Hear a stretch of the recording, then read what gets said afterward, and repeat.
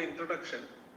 Actually, His Holiness Bhaktivinoda Goswami Maharaj is born in Tashkent on 30th August 1956. Tashkent is very familiar name among Indians because Lal Bahadur Shastri left his body. Lal Bahadur Shastri met with his death at Tashkent. So that name is very famous among Indians. So Maharaj is from Tashkent. It was earlier part of USSR, and during this KGB rule and their strong rule, at that time Maharaj came to our spiritual movement, and his material qualifications are: he is a graduate from Moscow State University, postgraduate from Institute of Molecular Biology, and he is a but his spiritual life he started in 1980s, and from 1995 he took the lead of Russian preaching and acted as GBC from 1997 to 2017, and in 2001 he took sannyas from His Holiness Radhanath Swami Maharaj, and from 2005 he is serving as an initiating guru in ISKCON. So in 2010, Russian Federation awarded him a medal for strengthening Indo-Russian relationship and preaching of this Indian, our culture there. So these are the small introduction about Maharaj, and we welcome Maharaj you to give your speech, Hare Krishna Maharaj. And we all devotees, please chant Hare Krishna 3 times. Hare Krishna, Krishna Krishna, Hare Hare, Hare Rama, Rama Rama, Hare Hare. Hare Krishna, Krishna, Hare Hare, Hare Rama, Rama Rama, Hare Hare. Hare Krishna, Krishna, Hare Hare, Hare Rama, Rama Rama, Hare Hare.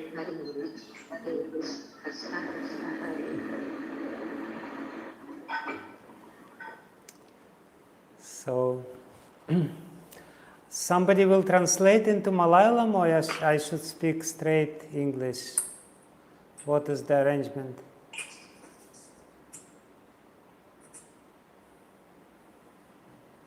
Hare Krishna Maharaj, we will give a final translation summary at the last, Maharaj. Okay. So that the introduction will not be there. Thank you, Maharaj. Okay. Okay, so I'm very honored to speak to all of you this evening, and I'm very grateful for being hosted in Cochin by the congregation of ISKCON devotees.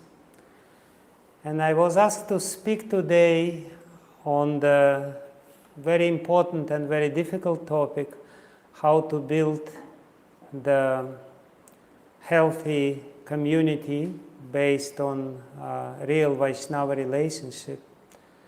It's a very big topic and very difficult one, especially in Kali Yuga. In Kali Yuga, we know whenever there are 2 people, there is 3 political parties. Kali Yuga is a very diversified age where everyone is quarreling with everyone, and it's very difficult to build healthy community in Kali Yuga because of the influence of the time. So I will speak on this topic, but before speaking on this topic, I would like to chant one verse from Srimad Bhagavatam, because I don't personally like to speak just from the top of my head. We should always quote scriptures and base our presentation on scriptures. Srila Prabhupada was very strict about this. He was emphasizing the scriptures as the foundation of our spiritual life and even material life. So I have chosen an important verse from the 11th canto of Srimad Bhagavatam as the introduction to this topic. which actually speaks what is supposed to happen in the society of devotees. This is the verse number 31 from the 3rd chapter of the 11th canto of Srimad Bhagavatam. The chapter, this adhyaya, is entitled Liberation from the Illusory Energy. It's very interesting because in this chapter, the Yogendras, they're talking how we can be free from the influence of Maya. And our dealing in the community of devotees, in the society of devotees, is a very important tool to actually be free from this influence of external energy of the Lord, which is the root cause of many, many problems, if not all of our problems. This influence of the powerful Daivi Maya, the divine energy of the Supreme Lord. So this verse reads, Smarantah smarayantascha mitho gogha haram harim bhaktya sanjataya bhaktya bibrat utpulakam tanum. So the translation of this very important verse for this evening, today, is that the devotees of the Lord constantly discuss the glories of the personality of Godhead among themselves. Thus, they constantly remember the Lord and remind one another of His qualities and pastimes. Smarantaha smarayantaha. They remember themselves and they cause others to remember this. This is the main activity which should go on among the devotees. We are coming together only for this purpose, to remember about the Supreme Personality of Godhead ourselves and to remind others, here He is. He is so glorious, so nice. So, thus they constantly remember the Lord and remind one another of His qualities and pastimes. In this way, by their devotion to the principles of Bhakti Yoga, the devotees please the personality of Godhead, who takes away from them everything inauspicious.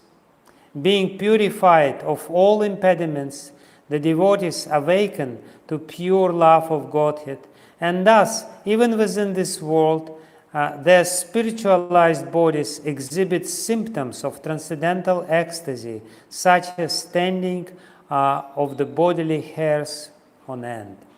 Basically, Kadi Yogendra here, he says that the purpose of Vaishnava communities is to remind each other about the Lord, to inspire each other to remember the Lord, to inspire each other to serve the Lord by chanting His holy name, chanting His pastimes, and by this we please the Lord.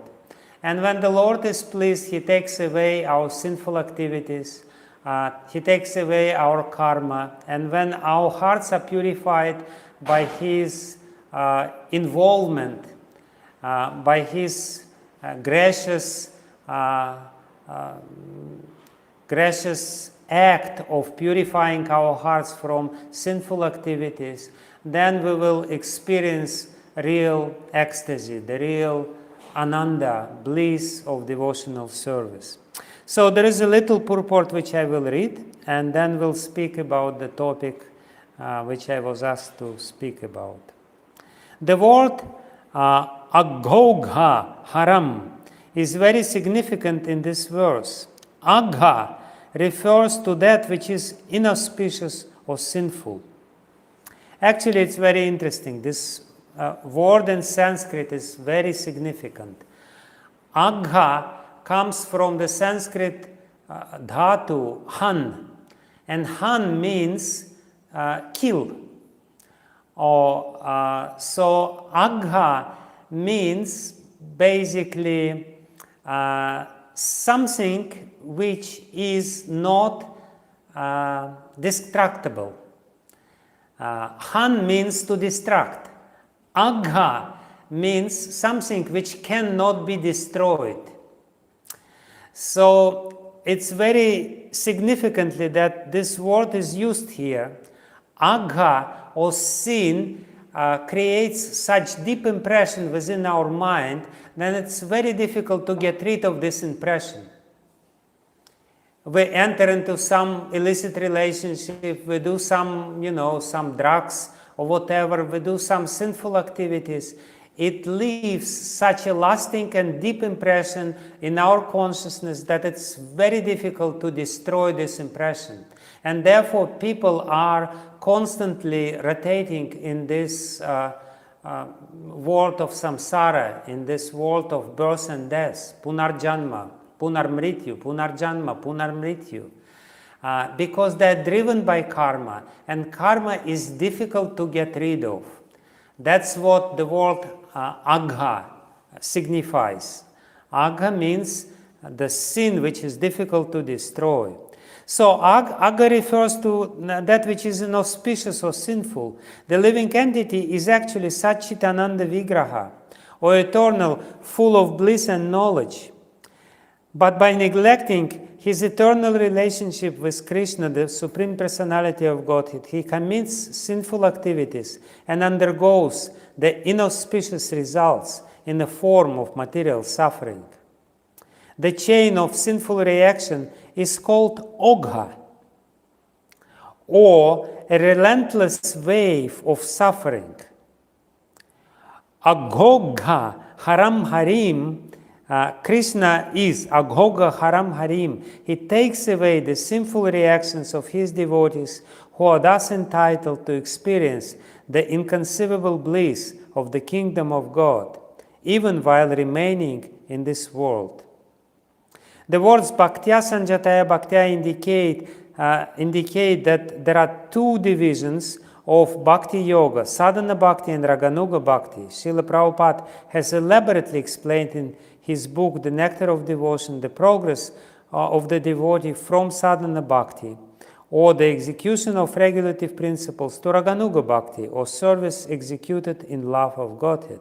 According to Srila Bhaktisiddhanta Saraswati, a liberated soul is always enthusiastic due to the appearance of transcendental ecstasy within this body. Thus, he always aspires to remain overwhelmed in chanting the glories of the Personality of Godhead, Hari. So, Namo Vishnu Padaya Krishna Prishtaya Bhutale Srimate Bhaktivedanta Swaminiti Namine Namaste Saraswati Devi Gauravani Pracharine Nirvishesha Shunyavadi Paschatya Desha Tarine Shri Krishna Chaitanya Prabhu Nityananda Shri Advaita Gadadhara Srivastadi Gaura Bhakta Vrinda Hare Krishna Krishna Krishna Hare Hare Hare Rama Rama Rama Hare Hare Yantah Pravishya Mama Vachim Imam Prasuptam Sanjeevayata Kila Shakti Darak Svadhamna Anyamscha Hasta Charana Shravanat Vagadim Pranannamo Bhagavate Purushaya Tubhyam. So, this very important for our understanding verse actually emphasizes the need of Vaishnava association. The Vaishnava association is extremely powerful, and if the Vaishnava association is proper, then it pleases the Supreme Personality of Godhead, and the purification process, which is very important for us to be happy even in this world, to be free from all the inauspicious results of our sinful activities. This purification process will become very quick and easy and smooth. But if Vaishnavas associate with each other in improper way, then this association has an opposite effect. Unfortunately, instead of purifying the heart, the improper association among the Vaishnavas will bring the contamination within our heart. It will induce us to commit offenses, and instead of pleasing the Supreme Lord, we will displease the Supreme Lord. And the displeasure of Supreme Lord is very severe and has very severe consequences. Therefore, it is very, very important for us to understand what does it mean to associate with each other, how we should deal with each other, how we should establish this loving relationship among the devotees, what are the important principles of this loving relationship, what we should do and what we should not do. As I already said, Kali Yuga is a difficult time. It's the age of quarrel and hypocrisy. And because always wants to enjoy, the association between people becomes very difficult. In Kali Yuga, people tend to be very selfish, tend to be very self-centered and quarrelsome. There is a lot of politics, and we know all this is unfortunately there in the society of devotees. But it's within our power, and actually this is our responsibility to establish the proper culture among the devotees. What happens, the main reason why the communities of devotees become ridden by all these problems is that we import the culture of Kali Yuga within the society of devotees. So the leaders of the society of devotees, the preachers, and whoever is there, senior devotees, and whoever has any influence, their prime duty is to establish the proper culture of dealings among the devotees. If this proper culture is established, it's very easy for people to adjust to this culture. Srila Prabhupada called us conditioned souls. Being conditioned soul is a curse. It's not so good, but it can, in certain environment, we adopt the principles of this environment. We more or less become like the environment. That's what conditioning means. We are very easily influenced by the external environment. And that's usually is a very bad thing, because especially in Kali Yuga, the environment is not very good. You know, we always encounter so many bad things in the internet and the media, in the papers. You know, everyone is talking about politics, about problems, about scandals, fall downs, and all this kind of stuff.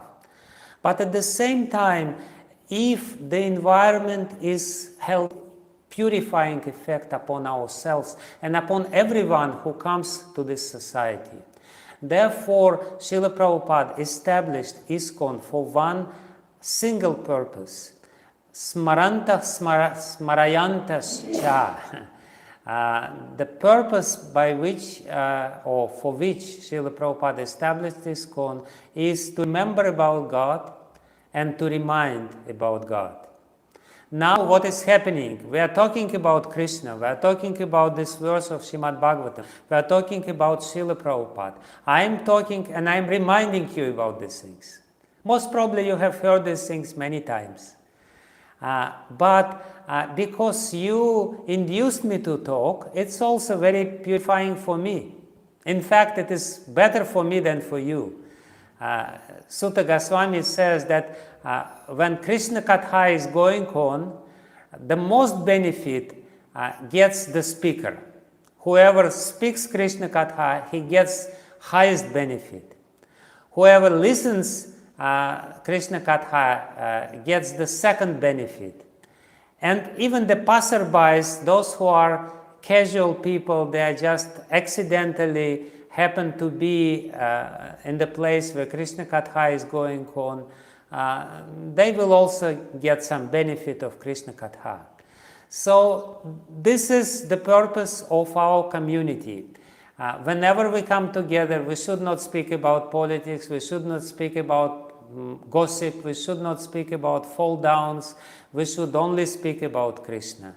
And we should remind ourselves and remind others and inspire others to do this.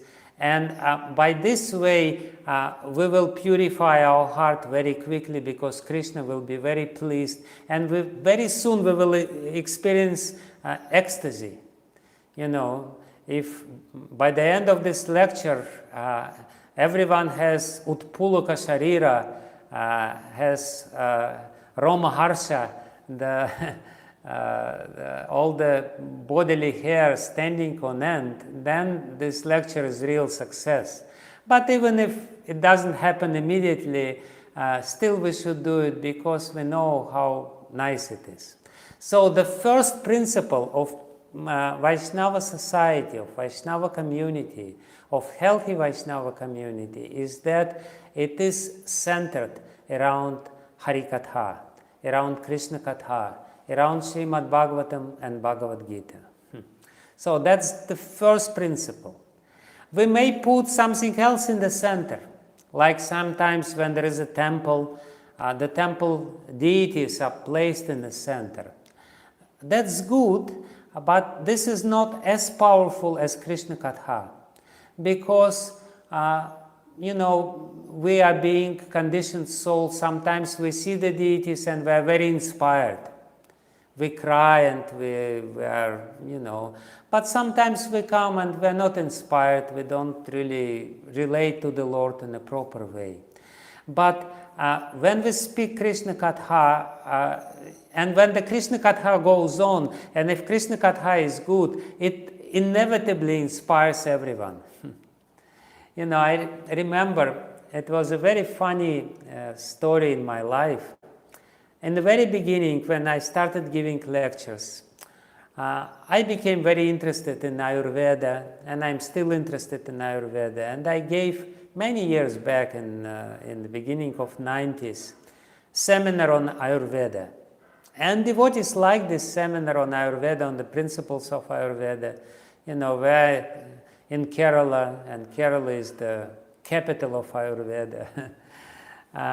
But I noticed myself that I'm not inspired to speak on this topic, and I never spoke on this topic again. Because, you know, I noticed that the feeling is different. When you speak about Krishna, some powerful energy possesses you. You become very inspired inevitably whenever you speak about something which is related to Krishna. So Krishna Katha is very powerful. In the second chapter of the first canto of Srimad Bhagavatam, Sutta Goswami says, Srinvatam Svakatha Krishna Punya Shravana Kirtana. In fact, this Punya Shravana Kirtana is one of the 1,000 names of Lord Vishnu. In Vishnu Sahasranam, this name is there, Punya Shravana Kirtana. Speaking about the Lord, hearing about the Lord, glorifying the Lord is Punya itself. It's purifying, it gives you a lot of pious credits, it's completely overwhelming experience. So this is the first and the most important principle. And the counterpart of this principle, the negative, because always there is vidhi and there is nisheda. This is the rule. You know, if you establish some vidhi, something which you should do, you should also establish nisheda, something which is prohibited. So the vidhi is that we should always speak about Krishna and enliven each other and speak Krishna Katha and study and talk with each other. The nisheda is we should not speak about mundane topics, and we should not speak gossip about each other. You know, there is nothing beneficial while discussing the faults of each other. You know, somehow or other people, they have taste for it. You know, they may not have taste for Krishna Katha, but they always have taste to discuss the faults of other people. That taste is very strong, you know. If somebody speaks about the faults, everyone is listening with rapt attention. So, but this is not good, because this is not purifying, and Krishna doesn't like it. You know, by meditating on the faults of other people, by speaking about the faults and meditating on the faults of other people, we actually invite these faults within our heart. We actually contaminate our heart by the meditation process, and we are prone to all these faults. We're only reinforcing our nature, which is prone to all these faults. So that should be strictly prohibited. Once I heard a lecture, and the lecturer, actually it was His Holiness Srila Radhanath Maharaj, he said, if somebody speaks gossip to you, if somebody is trying, if somebody is inviting you and saying, you know what, he did this and she did that, and they fell down and this and that and that. You should say to such person, Prabhu, you're very advanced and you're very elevated. And I'm not so elevated. I cannot hear this. Please excuse me. Please forgive me. You are in the position to do this. I am not. So please don't speak with me about these topics. Let's talk about Krishna. Let's talk. If you want to speak about politics, you can speak about Mahabharata. There is plenty of politics in Mahabharata. There is so much politics there. You can speak your whole life about the political dealings of Duryodhana, and it will be purifying because it is connected directly with Krishna. So that's the first and most important principle in building the healthy community. And then I wanted to speak about something else, which is actually connected with this topic, but it's a somewhat different approach to this topic. What does it mean to have healthy community? Healthy community means to have close, loving, healthy relationship with each other. When there is no relationship, even if there is no bad relationship, but the relationship are very distant, then it's not healthy community. Community means relationship. And relationship based on one very important foundation. If you want to have relationship, there is a strong foundation to every relationship, and this foundational cornerstone of every relationship is called trust. So if we want to build healthy community means close relationship between the devotees. And if we want to have close relationship between the devotees, we have to build trust. We have to really be trustworthy. We all want close relationship. Sometimes we become angry with people that they're not they don't want to enter into some close relationship with us. We're wondering why people don't want to have close relationship with us. The answer is very simple. They don't trust you. If you see somebody who is trustworthy, who has such integrity, you want to have relationship with him. You immediately develop some relationship with him. And if we have this close relationship with people, the Krishna Katha or Hari Katha becomes very powerful. If there is no relationship, like I'm talking with you, and I'm trying my best, but because I don't know you, because I don't have so much relationship, I have little relationship with Prashop Prabhu, and I'm very grateful to him. And actually, because I have little relationship with him, I'm speaking to you. Because I'm very grateful to him and for his help and for his service. He was so powerful. He was speaking so powerfully. Why? His speech had such an effect. Because he instilled trust, he commanded trust in the people, and people felt that he's trustworthy, and therefore they followed him. So let's examine what was the key of success for Srila Prabhupada. Why he was successful? Because every one of us wants to be successful. We want to be successful in our little, oh no.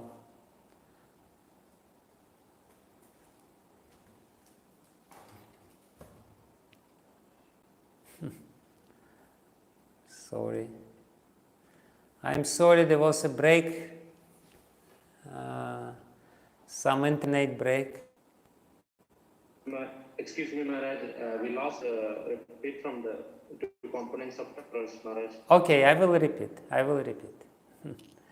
So, why Prabhupada was so successful, and we also want to be successful in our family.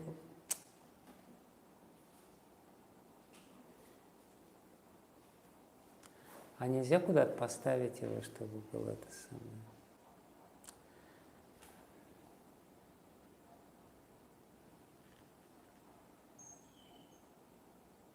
Чего ты? Okay. I'm trying some other network, maybe it will become better.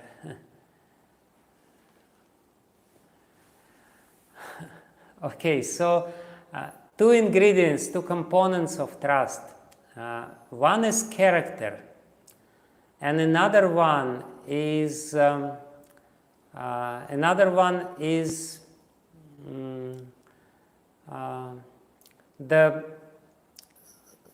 the skills, or the how shall you say this, your professional qualification. You know, if you want to do an operation, surgery with a doctor, so the first thing which you will ask whether he has a character, whether he is, kind, loving person, what is his motivations, and then you also need to know about his professional credentials. What is his experience, how skillful he is, what are his results. So this is two components of trust, and Prabhupada exhibited this very powerfully. He was integrity personified. It is said in Subhashitas that sadhu is somebody who speaks, thinks, and does, and this is all ekam. Whatever he speaks, he thinks the same. He doesn't think one thing and speaks another thing and does something else. Integrity means that you're one in your thought process, in your speech process, and in your actions. And it is said that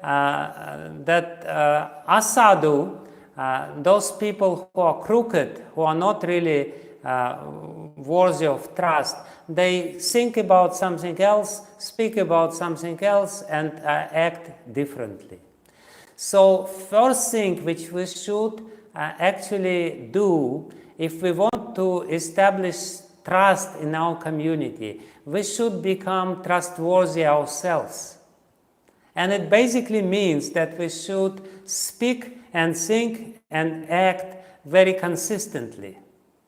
Like we are speaking about Krishna consciousness, and Krishna consciousness means that we are, we are practicing, we have some sadhana. If you want to be trustworthy, you have to follow strictly your sadhana. And then you will trust yourself. The trust starts from trusting yourself. If we always break our promise, if we don't chant properly, if you somehow or other break regulative principles, you cannot respect yourself even. You don't feel that you're trustworthy yourself, and therefore people will also feel it. And if the community is consisting from such people, it can never be a good community. Good community is the community where the leaders establish this principle, the principle of integrity, We should speak, act, and think in congruent way, in the way which is harmonious with each other. We should try to think in a very beneficial way according to principles of Krishna consciousness. Not only speak good things, because if we think something bad, sooner or later it will come out from our mouths, and it will manifest as an offense. So the first thing which we should do is to work on our own character and motivations. The most important ingredient of trust is that you have the proper character. It basically means you're a kind person, you're a very honest person, you're a very open person, you're not trying to cheat others. And the second part of it is motivation. Motivation is very important. If you deal with other people, especially with the devotees, we should be very careful. We should not deal with other devotees in a selfish manner. We should try to help them sincerely, whatever it means. And relations should be pure when we enter into relationship. I see the devotees and I become happy because there are so few devotees. So many people are around us, but devotees are very few. Like yesterday, one devotee came and he wanted to see me. And I was happy to see him because devotees are rare. So this is the first thing. And Prabhupada, as I said, was very trustworthy. But not only this. If somebody only has good character and good motivations, it's not enough to trust him. Sometimes the person may be good, but still he is not very skillful. He is not very professional. He is not very knowledgeable. That's another part of the trust. We have to have knowledge. If we are devotees, we have to have knowledge about Krishna, we have to have knowledge about scriptures, about Srimad Bhagavatam and Bhagavad Gita. And Srila Prabhupada was expert. The other component of trust is this expertise. And Prabhupada said actually that this is one of the qualities of a devotee. Among 26 qualities of a devotee, one is expert in our professional life. Because when people are expert in professional life, successful, naturally other people will trust him because they know he's a substantial person. He knows what he's doing. Like before me speaking to you, one devotee introduced me and he spoke about me.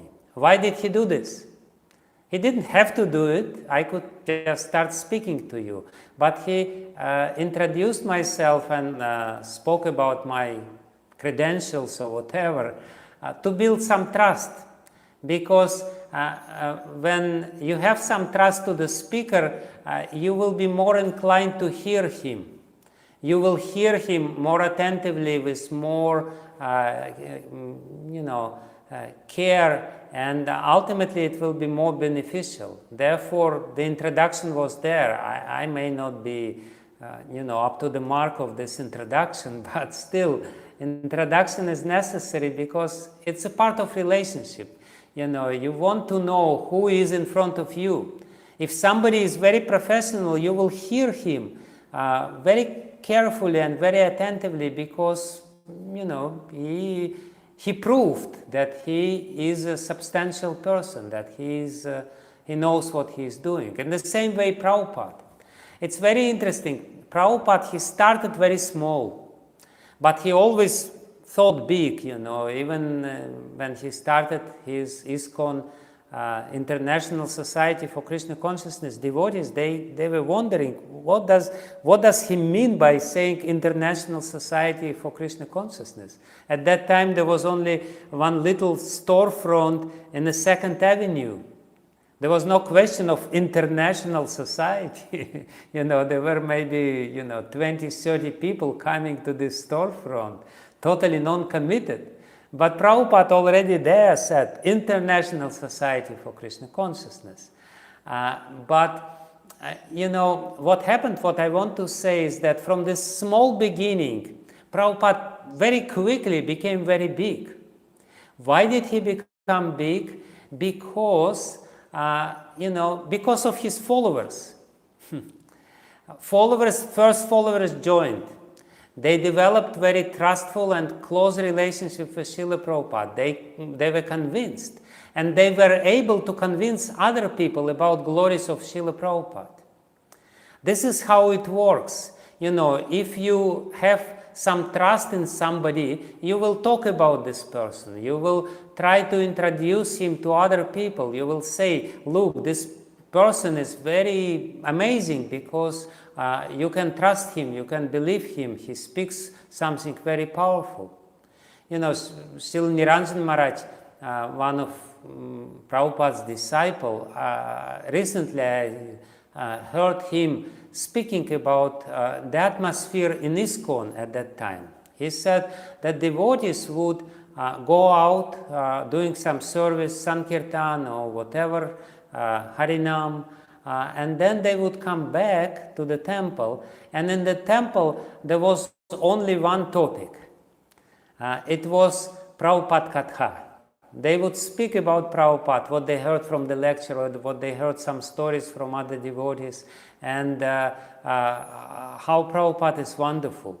So what I want to say is that, Prabhupada started very small, from the very small circle, but it became very big very quickly because Prabhupada instilled trust. Why he instilled trust? Because of these two important ingredients: the character and his expertise, his professionalism, his knowledge, his skills, how he was speaking, how he was dealing with other people.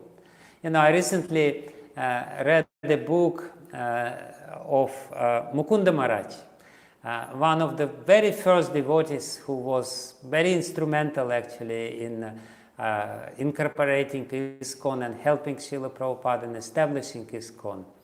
So he tells a little story which is funny and very interesting. At that time there was no money. Prabhupada maybe had, handful of people who kind of, were related with him, and they were all hippies. They didn't have any extra money. There was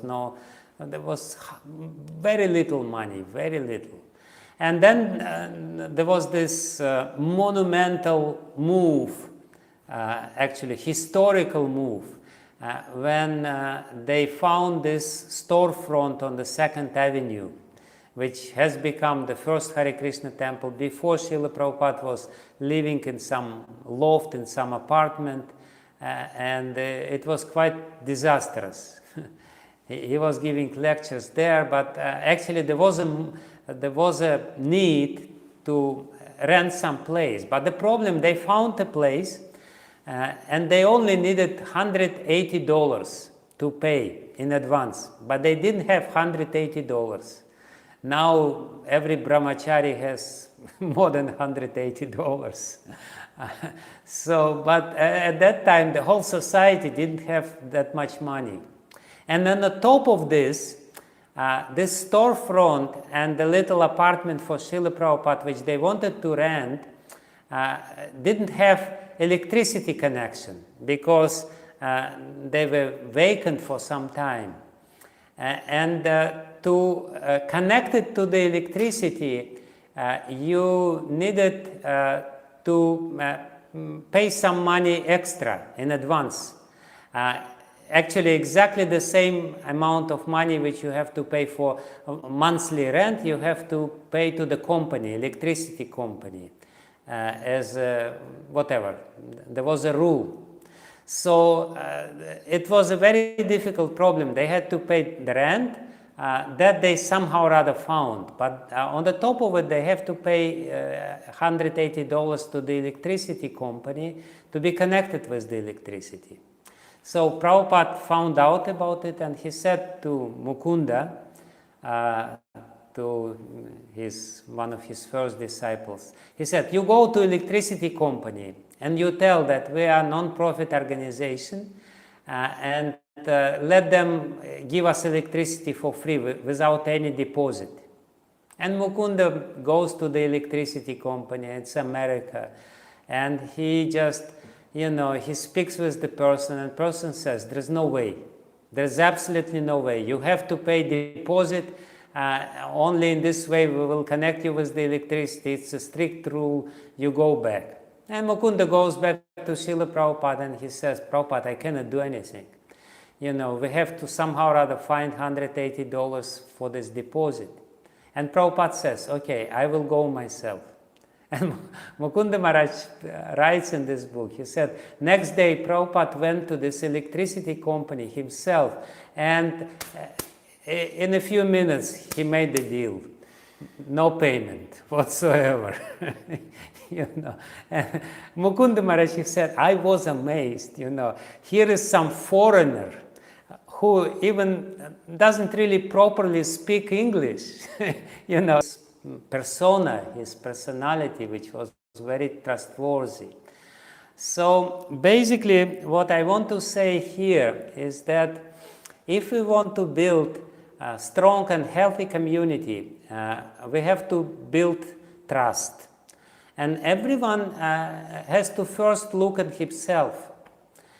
He shouldn't look at somebody else and say, no, I don't trust him, and I don't trust him, and I don't trust her. Everyone should look at himself and say, am I trustworthy? Am I really manifesting, at least in the society of devotees, among the devotees, these qualities? Am I honest? Am I very selfless in my dealings with other devotees?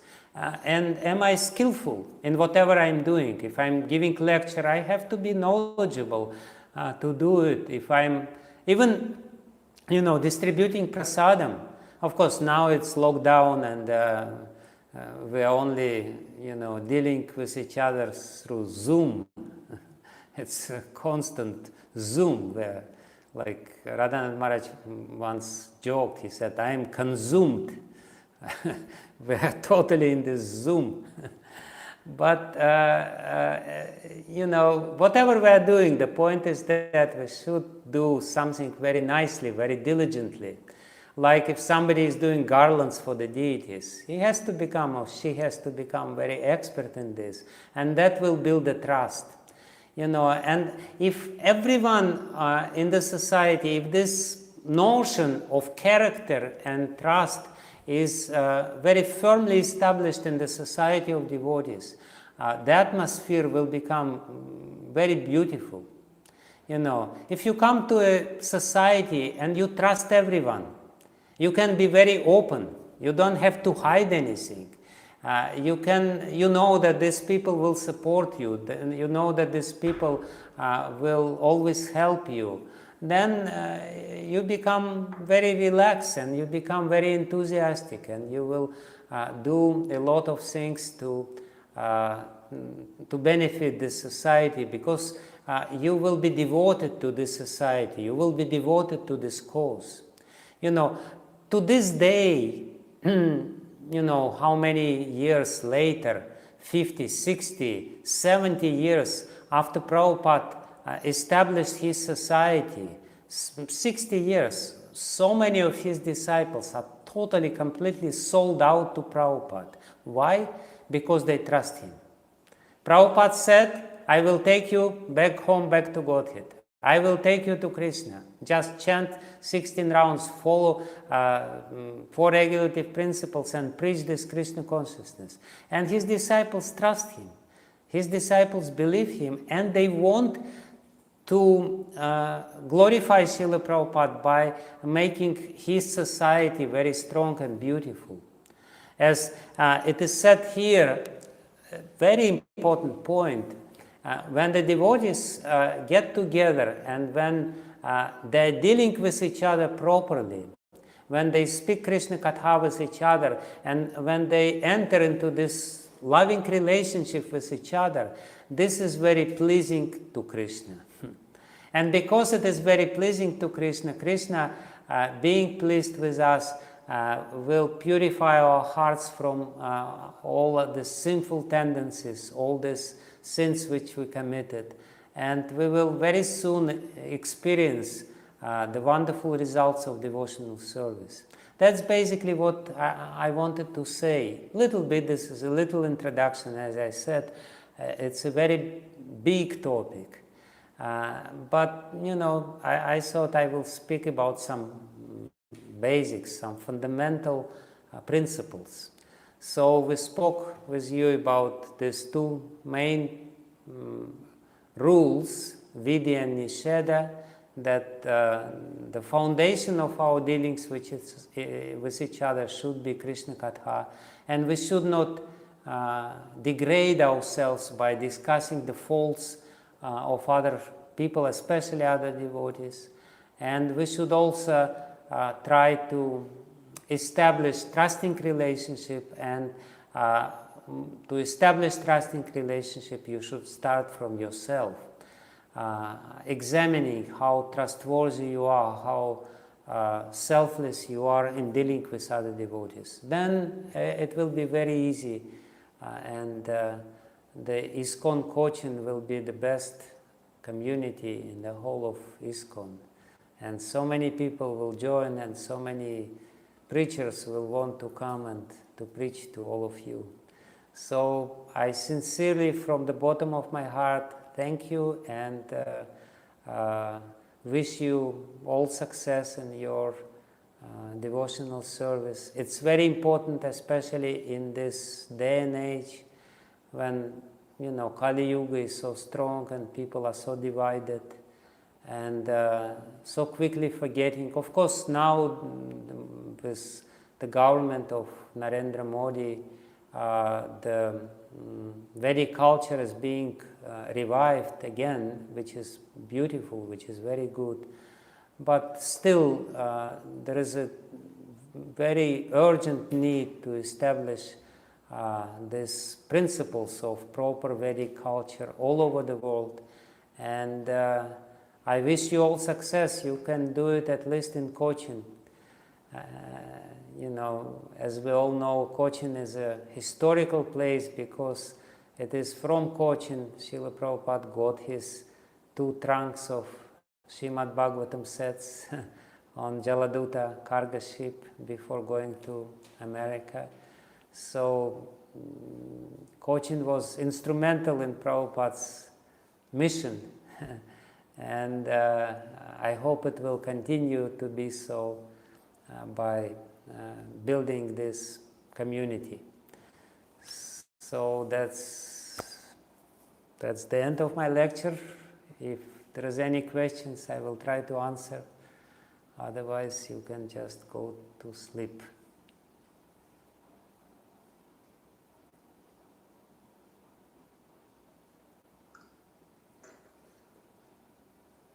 Hare Krishna, Guru Maharaj.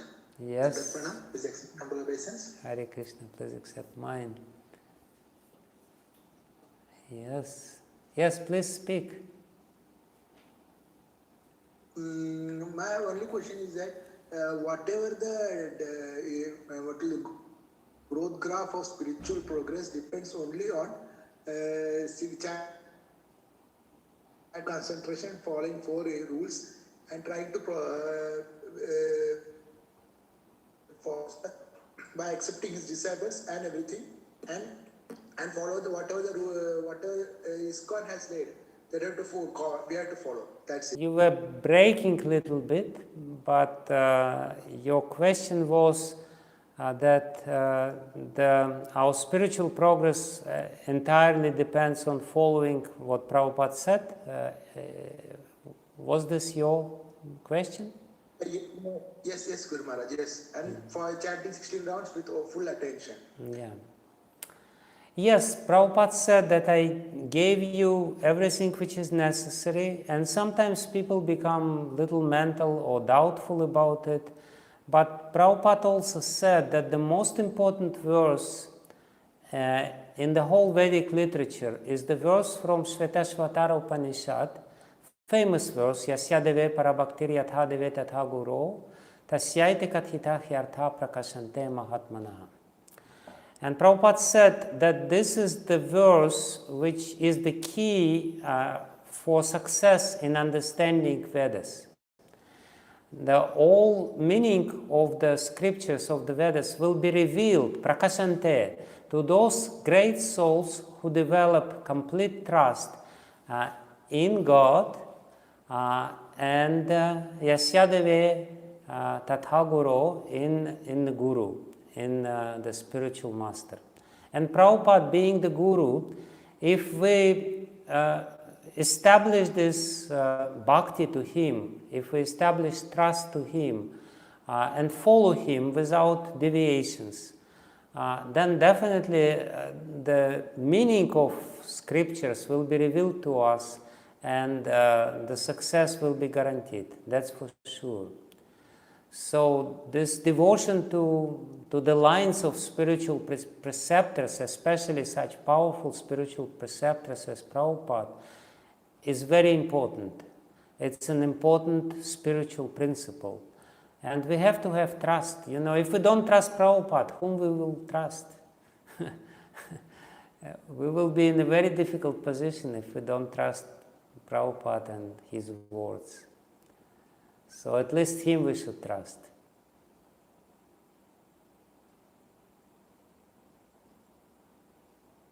Thank you, Guru Maharaj.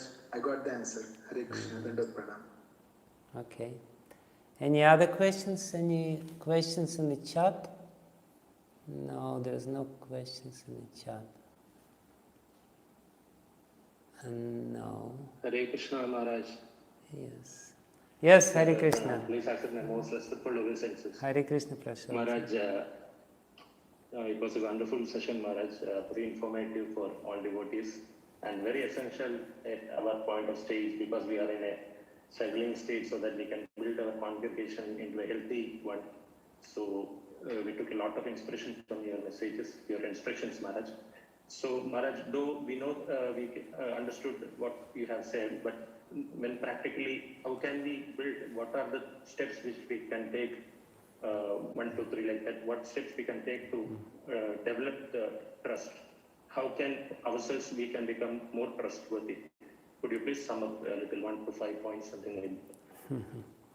Like just like, for example, you mentioned like discussing Krishna Katha, speaking Krishna Katha. So like likewise, how can we prioritize these things? Thank you. Thank you, Prasadji. So, the first point of trust, to become trustworthy, is character. And the most important trait of the character of a devotee is Trinada Pisa Nichinata Rora Pisa Hishnuna Manina Maladana Kirtaniya Sadhari. So we should work first on our character, and the character means humility, tolerance, respect to other people, and we should not depend on the respect of other people, but we should always ready to respect. So the first thing which we should always be remind ourselves, on the stage of Nishta, this character will become our nature. But before we reach this stage of Nishta, and Nishta is a very elevated stage of spiritual life, we should practice this. I may not be humble, I may be a little proud, but I should practice humility, I should practice tolerance. It means basically that, I should humbly ask devotees, what can I do for you? And if somebody says something unkind to me, I should tolerate it, and I should, again, humbly ask him and approach him and ask him, why did you say this? What did I do wrong? So if we work on this humility and tolerance, tolerating some maybe not very healthy dealings with others, that will be very important foundation for us being trusted. You know, why people still trust Mahatma Gandhi? You know, of course, not everyone trusts Mahatma Gandhi. He's sometimes, as any powerful leader, he may become controversial in the minds of some people. But still, you know, if the trust is there, they trust him because of his humility, because he tolerated the, you know, the difficulties in his life. So basically, if we do this, if we always remind ourselves, this is important. This is important for my spiritual life, and this is important in my dealings with others. And if we are always respectful, you know, devotees, they're naturally respectful to senior people. Like I've seen here, you know, I am a sannyasi. People naturally respect him because I'm a sannyasi. But you know, if we're respectful not only to sannyasis, whoever is there, if we respect them, especially if we respect devotees, that's very big contribution in our character, and it will create trust in the minds of other people. If they see this behavior, especially the leaders. The leaders, they have a special role in building trust because people are naturally distrustful to the leaders. You know, you don't have to do anything for people to distrust you. You just have to be a leader and people will distrust you just because you're a leader. It's an ungrateful part of being a leader. People tend to kind of mistrust you because you're a leader, you know, maybe you're taking advantage of this. So if you're a leader, you have to be double careful. You have to be very respectful, very humble, and always check your own motivations in whatever you're doing. And then, you know, ultimately people will trust you. And if the community has trustworthy people in charge, people as the heads of this community, it's very easy to build healthy community. So whatever I spoke is related to everyone, but to the greater extent it's related to the leaders. And they have to work on their character first and foremost, and their motivations. So, and that's basically humility, tolerance, respect, very much respect others, and not depending on whether others manifest respect to you or not. You know, sometimes people don't respect you, so what can we do? And then, you know, if another part of it, the next point is to become expert in dealing with other people, expert in being preacher, expert in knowing the Shastras. And of course, working, taking responsibility, as you suggested, another topic. And this topic which I have chosen is kind of combining these two topics together, accepting responsibilities for our own spiritual progress. Means practicing very vigorously and very honestly, 16 rounds every morning before working, not chanting while driving or doing some other things. You can chant while you drive, but extra rounds, not the minimum 16 rounds, which is supposed to be very attentive. And basically, you know, there are some other rules which you can also do. Establish very strong rules of mutual dealings, that in our community we don't criticize others. We don't listen to all this rubbish, to all these gossips and this and that. In our community, we respect seniors. Whenever somebody who is senior comes, we respect him very much. if these rules are very firmly established in the community, people will trust you, even outside people will trust you, and inside people will also trust you. When in the Vedic times, Maharshis were ruling, or Rajarshis were ruling, the kings which were like rishis, how they established healthy society by being such a powerful character and by establishing very strict rules for everyone to follow. This is the rules which we follow here, Brahminical culture, and we are practicing here humility, tolerance, and respect for everyone. We're respecting other religions also. We're not fighting with them. We're respecting them. We're not following them, but we're respectful in our dealings with them. And we know that ultimately God is one, and He happened to be Krishna.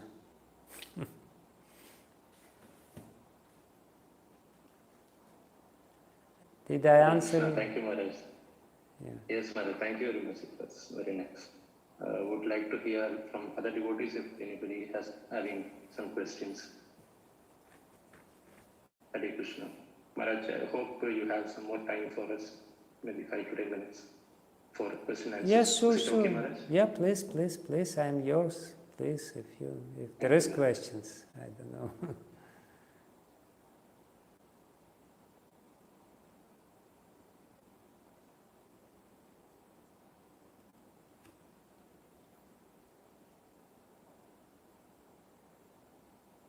Hare Krishna. Do any devotees have some doubts either relating to today's session or today's topic, or even outside the today's topic can also be asked to Maharaj kindly, or can utilize this opportunity?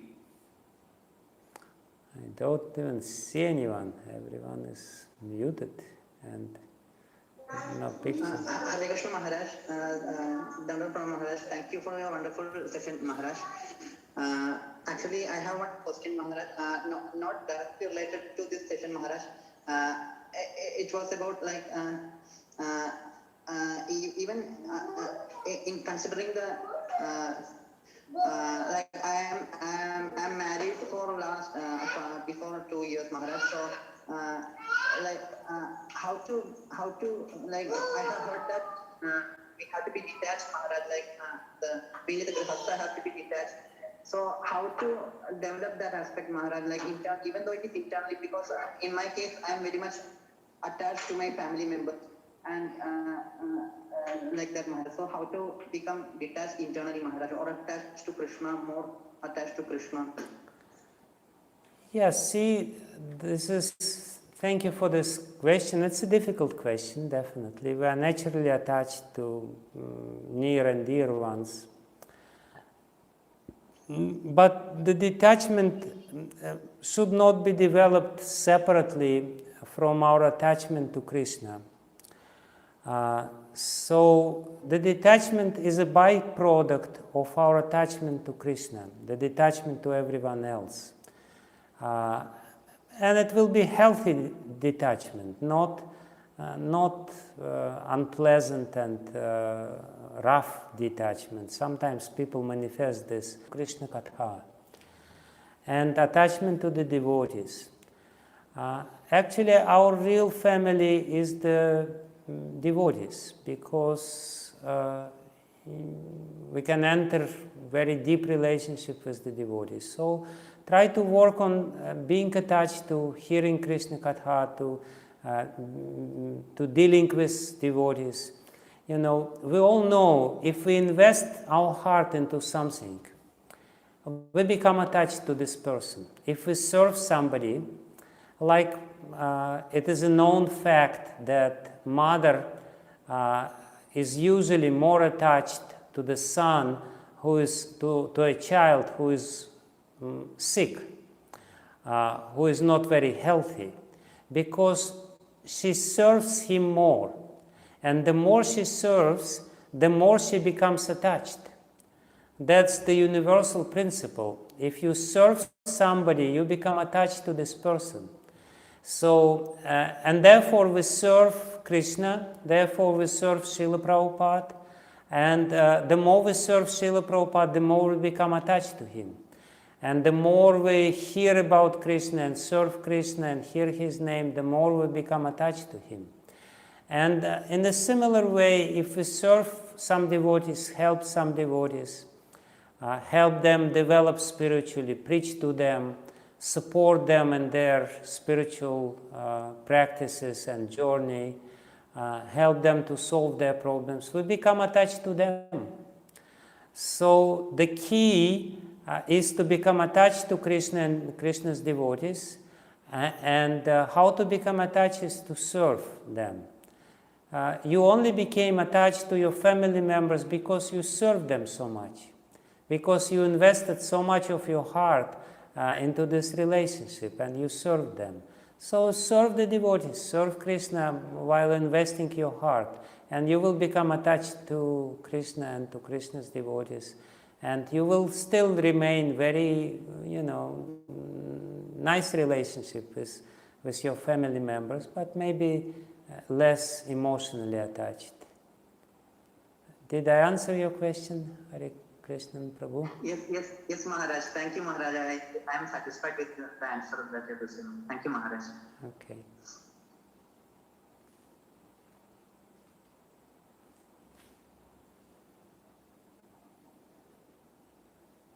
Maharaj, I have one more question, Maharaj. May I ask the question, Maharaj? Sure. Nobody else asked, so please ask. Maharaj, I face and this is a practical question, Maharaj. Whenever we are at home, we cook bhoga and we offer to the Lord and we honor it, Maharaj. But when we come to relatives' home, though we eat the vegetarian food and without onion garlic, but we are not able to, for the time being, we are not able to offer it to the Lord because they prepare it and sometimes they might have honored, taken it, eaten it also. So in such cases, how should, and I may not be able to tell no to them as well, Maharaj. Yeah. So, in such cases, what should I do, Maharaj? Srila Prabhupada, he often would take his devotees to some houses for some house programs, and they were fed, and it's not always was prasadam. Once, they were even fed with some onion. And devotees found out and started making a scene, and Prabhupada said, "There's no onion here, I don't see any onion," and started eating it. So if you are in your relative's house or your friend's house, just do whatever you can, just mentally offer it to Krishna or thank Krishna for taking it, and take prasad, take whatever is there. It's not important because relationship perhaps is most important, and people will respect you ultimately. Sometimes it's possible, what can we do? We should not be too fanatical. Prabhupada showed his own example, and we have to do it. What else can we do? Okay, Maharaj. Thank you, Maharaj. Thank you, Maharaj. Hare Krishna Guru Maharaj. Yes. No question. Can we continue to that Hare Krishna Prabhu itself? Can I? Yes, please. I personally have the experience regarding that. Whenever I go in office also, relatives also home, so I preferably tell them that I'm not going to consume anything unless it's a prasadam, or else they can maximum give me the fruit, something that I can consume. So is this the right way, or it's... Yeah, it really depends on your relationship, Sometimes you are in a position to do it. If you are in a position to do it, I will only eat fruits. Fine, it's good, it's the best, But sometimes you're not in the position to do it, If you are a boss in the office, you can say, I will only eat fruits. But if you're not a boss and, sometimes you may eat something else. So, absolutely. Because in my office, there are several functions and everything. They give treat to everyone in the office. So I bluntly tell them that I'm not interested because I'm just not consuming only garlic and you cook also non-veg also, seeing that I'm not following this one. So that, okay, I will respect you. Okay, fine. Just close. Thank you. My boss might support. Again, it really depends on your relationship. If relationship allows this, of course you should do it. Sometimes relationship don't allow this, and then you have to make an exception, but it's an exception. But if you can do it, that's the best. Absolutely, if relationship allow this. Okay, Guruman. Thank you, Guruman. Hare Krishna.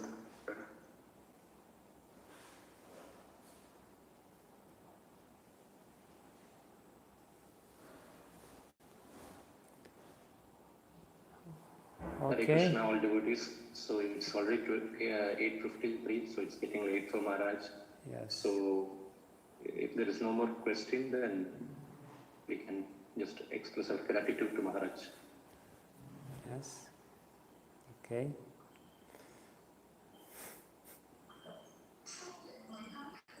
Okay, Maharaj.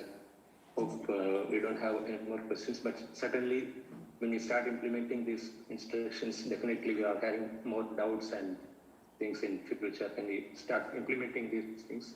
So we request Your Holiness for giving association in future also, so that we can dispel our doubts.